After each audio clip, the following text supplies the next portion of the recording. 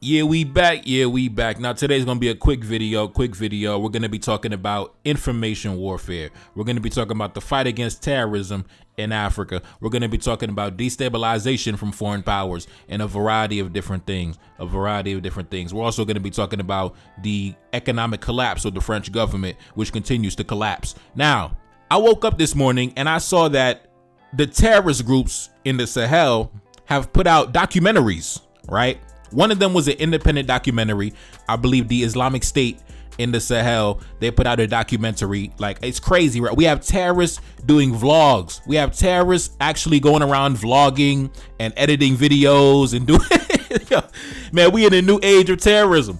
And also another documentary came out from another terrorist group. This one, the Azawad Liberation Front, that's active in northern Mali. Now, this one was actually put out in collaboration with a company that is heavily connected to the French government, right? We're going to get into that later today, right? But anyways, so as you can see, take a look up on the screen. Art.tv, a French media, just posted a pro-Islamist terrorism documentary, painting the Malian military and her Russian allies as the bad guys, and the terrorists are designated as freedom fighters. Forgotten and silent war is taking place in northern Mali. To tell the story of this conflict, we had no choice but to cross the border illegally from Mauritania, a neighboring country. We had no choice but to cross the border illegally from Mauritania. We had no choice but to cross the border illegally. All right, we back. Now, that is a clip from the documentary that was put out by the French government, right? I'm going to say it's the French government because the company that put it out, the majority ownership is the French government. So the French government said that they had to cross the border illegally into Mali to conduct an interview with the terrorists. Brother, this is a crazy world. Now, let's get some background on this company that conducted this documentary. The company is named Art.tv. Art.tv is a European public service channel dedicated to culture. It is made up of three separate companies: the Strasbourg-based European Economic Interest Grouping, ART, plus two member companies acting as editorial and programming production centers: Art France in Paris and Art Deutschland in whatever. Right now, this is the ownership breakdown: 45% France Televisions, 25% the French government, 15% Radio France, and then the rest is broken up into other shareholders. So what I'm saying is, when you examine the company that put out this documentary, do you think that this is an unbiased actor? No, this is funded by the French taxpayer. This is propped up by the French government. Even the majority stakeholder, France Televisions, that is owned by the French government, right? So the French government owns at least 70% of this entire operation. And then when you go to Radio France, which owns another 15%, right? Radio France, is that owned by the French government also?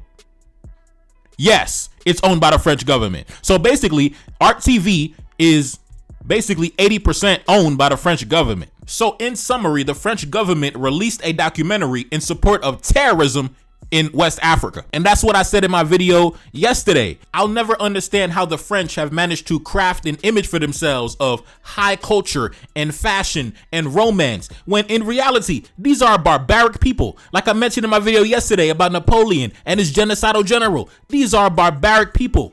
And if you remember, I did a video last year on how the French government invited a terrorist from the Sahel, a terrorist, to conduct an interview on French state-owned TV, on France 24. You had a terrorist sitting in a government building conducting an interview on French national TV. So ever since the French have gotten kicked out of the region, they have now shifted and started putting their support behind the terrorists who are waging war against the governments currently in place. The same terrorists they used to be fighting against, they have now rebranded their image and now they call them freedom fighters, right? If you notice, they don't call them terrorists anymore. They are now known as rebels. They're now known as freedom fighters. They have all these different ambiguous names because now they are using them as proxies to destabilize the governments that are currently in power. It's actually very similar to what happened in Syria. If you remember, the guy who is currently in power in Syria actually used to be a major Islamic jihadist terrorist who had a $10 million bounty on his head from the US government, right? But now due to the fact that they used him as a proxy to eliminate the previous guy in power. I believe his name was Assad. Now you see that he's embraced as if he was a democratically elected leader, a man who was known as an international war criminal, committed crimes against humanity, a commander of Al-Qaeda, $10 million bounty. Now he's shaking hands and engaging with heads of state. So you see how fast the narrative can change. You see how fast you can go from being a terrorist to now you're a rebel, a freedom fighter, a president, right? All of this is information warfare. All of this is propaganda warfare. And speaking of propaganda warfare, I saw this this headline recently came out in the past couple weeks. Take a look up on the screen. The French media giant acquires MultiChoice in a $3 billion deal and gains full control of DSTV and GoTV. Now, the French media giant they're talking about is Canal Plus. I believe that's how you say it. Canal Plus. Take a look up on the screen. It is a French media and telecommunications conglomerate based in Paris. One of the key benefits of the merger is the integration of Canal Plus's French language content with MultiChoice's dominant English and Portuguese offerings, creating a multilingual media powerhouse capable of serving diverse African audiences. Now, why is this significant? Now, we know France has a media presence in the French territories, but now they're expanding their presence into the English-speaking territories, which means that France now has the ability to influence the propaganda, influence the news cycle in millions of homes across Africa. They have now the ability to shape the narrative in their favor, right? Because as you already know, recently in recent years, France has been getting destroyed in the arena of information warfare. They've been getting exposed. That's a large reason why the anti-French sentiment has been rising amongst the youth, because they've been on the back foot in terms of media propaganda. So when I seen this deal happen, to me, I see France trying to fight back, right? Because you have a lot of independent journalists like myself and many others who have been smacking France up, destroying France, right? Putting our foot on their neck. So now France, with their back against the wall, their economy in collapse, now they're fighting back, they striking back, right? They swinging back. They're trying to buy up media companies, right? They're releasing documentaries supporting the narrative of the terrorists. Listen, like I said, man, these are our enemies. These men are our enemies. These men will never change. They will always do everything in their power to undermine and subvert everything we're trying to do. This is literally a conflict that will never end, because these individuals have built the foundation of their societies and their economies on our backs. So in order to sustain what they have built, they have to keep us in the current situation, in the current predicament. They cannot afford for the balance of power to be shifted in our favor, because our prosperity equals their destruction. Now, I want to shift over to another documentary that I saw came out, this one from a different terrorist group, the Islamic State in the Sahel, right? The Islamic State put out their own independent documentary. Like I said, man, we have terrorist YouTubers, we have terrorist, vloggers and videographers and editors, and it's totally insane out here, man. The terrorists got camera crews, man. Listen, the French government sneaking over the border illegally to have conversations with the terrorists. Think about that, brother. In the documentary, they said we had to cross the border illegally into Mali so we can talk to the terrorists. So you mean to tell me if the French government is going to send their media companies illegally over the border to talk to the terrorists directly, you think that the French government is not going to covertly supply the terrorists illegally over the border, clandestinely over the border? Listen, man, listen. The adversary. Anyway, I want to get into this clip from the other so-called terrorist group, the Islamic State in the Sahel. Not wasting no time, let's get into it. And this is a message from the soldiers of the Islamic State in the Sahel region to the tyrants of Mali, Niger, and Burkina Faso. I tell you that the campfire started by our brothers in West Africa have reached you, and its fire continues to spread until it burns your side and your armies. No matter how intense the heat is, God is great! God is great! All right, we back. Now, of course, I had to translate that from Arabic to English. But yeah, man, yeah. The terrorists, they got videographers, they got, camera crews, they got editors, they putting out vlogs and YouTube videos. It's crazy out here, brother, getting sponsored by the French government. It's crazy. But anyways, I want to switch lanes for a little bit. I want to talk about a topic that brings much joy and warmness to my heart. The economic collapse currently taking place in France, right? Take a look up on the screen. This headline just came out. French manufacturers are suffering the sharpest drop in new orders since January. The downturn in new orders was accelerating, with client hesitancy and domestic economic headwinds cited as contributing factors.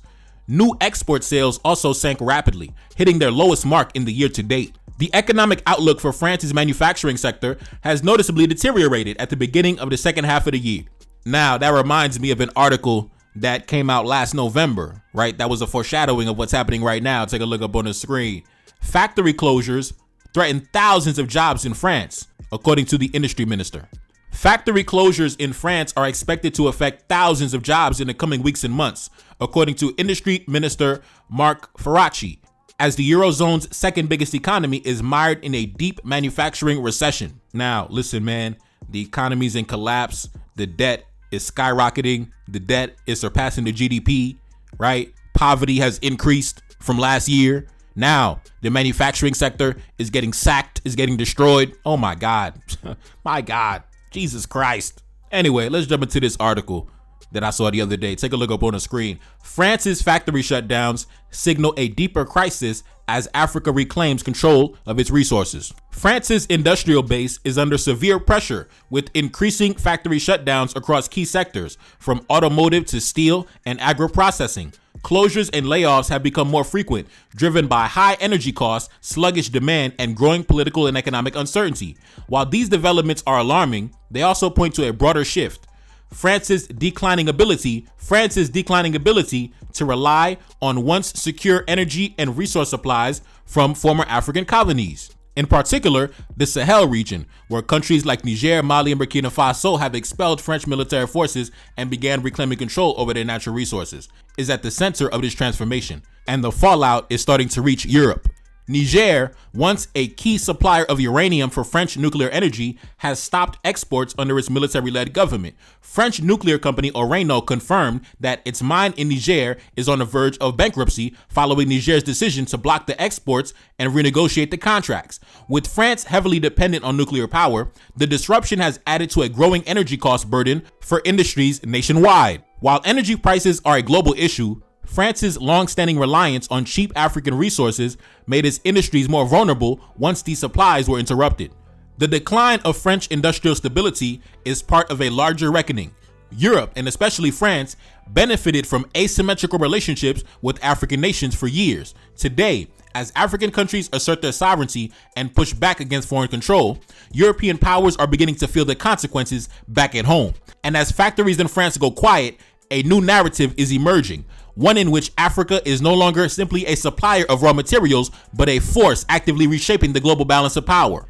Now, as you can see, brothers, the adversary, he's swinging back. He's fighting back. Like I mentioned before, when the governments got overthrown and the French got kicked out, that was basically the black man, punching the Frenchman in the mouth. Boom. But now you see the Frenchman, he's swinging back. Right? You see, we've done so much damage in the arena of information warfare and propaganda warfare in destroying the French image, in destroying their reputation, that now they're making major moves. I'm not gonna lie, buying up one of the biggest media platforms on the continent, that's a major move. Now, of course, the independent media, that's where it's at. The independent journalists, the independent media, that's where it's at. But I'm not gonna lie, that's a major move. And the fact that they're now putting out documentaries in collaboration with the terrorists, that lets you know everything you need to know. That shows you that the terrorists who are going around committing atrocities and killing our people, they share the same interests with the French government, because the French government would not provide a platform for them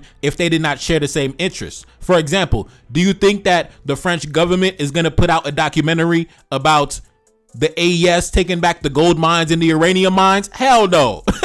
Hell no. No, hell no. Right? Because that would be against their interest. They're not going to put out a documentary about President Chiani taking back the uranium mines. Hell no. No. But they'll gladly put out a documentary with the terrorists, because the terrorists have the same agenda as them, to topple the government, to eliminate the government currently in power, right? That's why you see the French trying to portray them as freedom fighters engaged in a freedom struggle, a struggle for liberation against a tyrannical government, right? That's the narrative being painted. That's what you call information warfare, brothers. Information warfare, propaganda warfare. Anyways, man, it's your boy Nefakari. That's Salim back in the Billy. Yes, indeed. 21 Cannons, first single off the next project. Pin comment at the top. Check it out. Subscribe to the Patreon. Link in the description. NTD 1814. And I'm gone. Peace. Yeah, walk in the room and I stop all that talking. Stay on alert and I'm moving with caution. Feeling like baby, I'm up in New Orleans. Feeling like Stunner, feeling like Wheezy. Look at my neck and my wrist is Fiji. Trying to get cash, I don't wanna be famous. Look at my neck and my wrist contagious. Ain't no stopping when I get started. Ain't no stopping, gotta go harder. Drop that top, whip go brainless. Chasing that check, I ain't trying to be famous. Whipping that Benz, feeling like spaceships. Everything official, ain't no fake shit. Doors unlocked, community gated. Look at this ice, bet they gon' hate it. Look at my life, enemy vanquished. Then it's on sight, gun in your faces. Look at that love, turn to hatred. Kill my ops like a Haitian. Ain't no love, ain't no honor, ain't no trust, ain't no conscience. I ain't perfect, but I'm honest. Enemy lurking, enemy watching, enemy stalking, taking photos 24/7. Straight surveillance, hit a new spot, change locations. Shorty got wet off my cadence. Just see ice, but I got papers. Ladies love me, and I got flavors. Ain't no love in these streets. Nèg yo jaloux, yo méchant. Got them chains off my feet, by the sword and by the gun. They throw flowers at my feet, and they say that I'm the one, and they say that I'm the target. When they see me, they pay homage. Shorty talking about divesting, she with Malibu most wanted. When I go and get that check, I put it up and make it stack. Breaking that bank, whipping that Benzo. When I pull off, it go fast. Need a Fortune 5 accountant just to count up all this cash. Got these Sambos trying to sue me just to make me walk it back. Yeah, walk in the room and I stop all that talking. Stay on alert and I'm moving with caution. Feeling like baby, I'm up in New Orleans. Feeling like Stunner, feeling like Wheezy. Look at my neck and my wrist is Fiji. Trying to get cash, I don't wanna be famous. Look at my neck and my wrist contagious. Ain't no stopping when I get started. Ain't no stopping, gotta go harder. Drop that top, whip go brainless. Chasing that check, I ain't trying to be famous. Whipping that Benz, feeling like spaceships. Everything official, ain't no fake shit. Doors unlocked, community gated. Look at this ice, bet they gon' hate it. Look at my life, enemy vanquished. Shit is on sight, gun in your faces. Look at that love, turn to hatred. Kill my ops like a Haitian. Ain't no love, ain't no honor, ain't no trust, ain't no conscience. I ain't perfect, but I'm honest. Enemy lurking, enemy watching, enemy stalking, taking photos 24/7. Straight surveillance, hit a new spot, change location. Shorty got wet off my cadence. Just see ice, but I got papers. Ladies love me, and I got flavors. Ain't no love in these streets. Nèg yo jaloux, yo méchant.